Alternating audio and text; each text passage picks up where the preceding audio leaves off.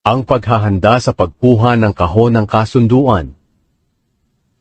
15 kabanata. Nagpatayo si David ng mga gusali sa kanyang lungsod para sa sarili niya. Nagpagawa rin siya ng tolda para sa kahon ng Diyos, at inilagay niya ito ng maayos sa lugar na kanyang inihanda para rito.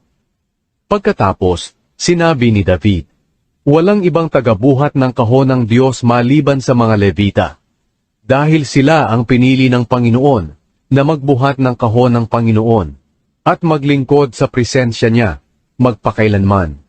Tinipon ni David ang lahat ng mga Israelita sa Jerusalem na magdadala ng kahon ng Panginoon sa lugar na inihanda niya para rito. Ipinatawag din niya ang mga pari at mga Levita, na ang mga bilang ay ito, mula sa mga angkan ni Kohat, 120, at pinamumunuan sila ni Uriel. Mula sa mga angkan ni Merari, 220, at pinamumunuan sila ni Asaya. Mula sa mga angkan ni Gershon, 130, at pinamumunuan sila ni Joel. Mula sa angkan ni Elizaphan, 200, at pinamumunuan sila ni Shemaya. Mula sa mga angkan ni Hebron, 80, at pinamumunuan sila ni Eliel. Mula sa mga angkan ni Uziel, 112, at pinamumunuan sila ni Aminadab. Pagkatapos, ipinatawag ni David ang mga paring sina Zadok at Abiatar, at ang mga Levitang sina Uriel, Asaya, Joel, Shemaya, Eliel, at Aminadab.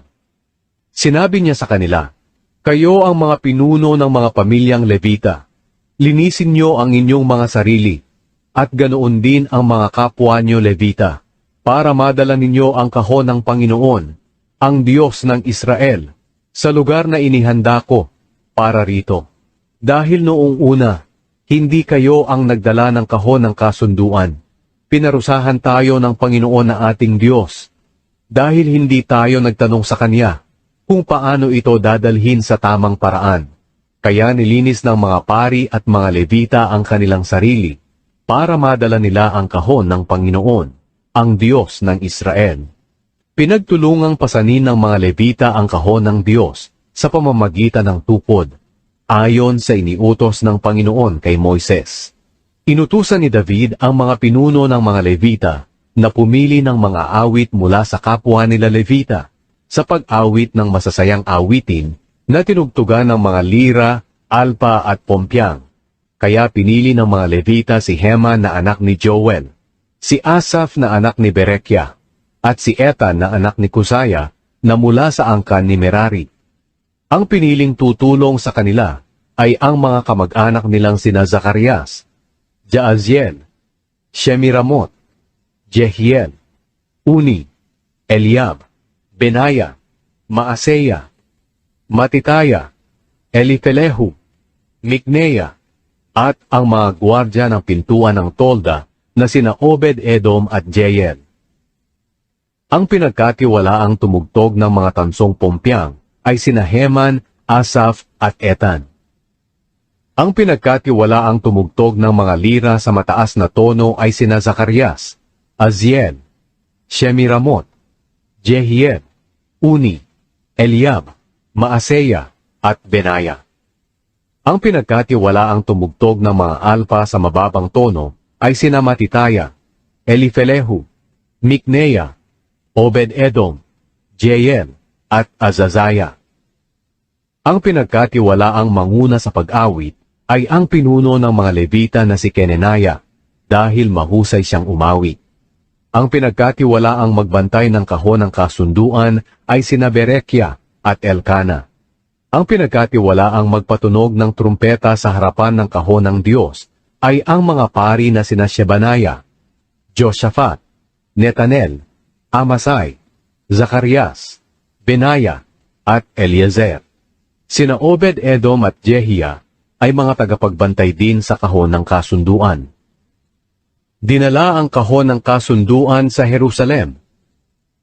Kaya masayang pumunta si David, ang mga tagapamahala ng Israel, at ang mga pinuno ng libu-libong sundalo sa bahay ni Obed-Edom. para kunin ang kahon ng kasunduan ng Panginoon. At dahil tinulungan ng Diyos ang mga Levita nang dalhin nila ang kahon ng kasunduan ng Panginoon, naghandog sila ng 7 batang toro at 7 tupa. Nagsuot si David ng damit na gawa sa telang linen, pati ang lahat ng Levitang bumubuhat ng kahon ng kasunduan, ang mga awit, at si Kenanaya, na siyang pinagkatiwalaang manguna sa pag-awit. Nagsuot din si David ng espesyal na damit na gawa sa telang linen. At dinala ng lahat ng mga Israelita ang kahon ng kasunduan ng Panginoon nang may kagalakan. Pinatunog nila ang mga tambuli, trompeta at pompyang, at pinatugtog ang mga lira at mga alpa.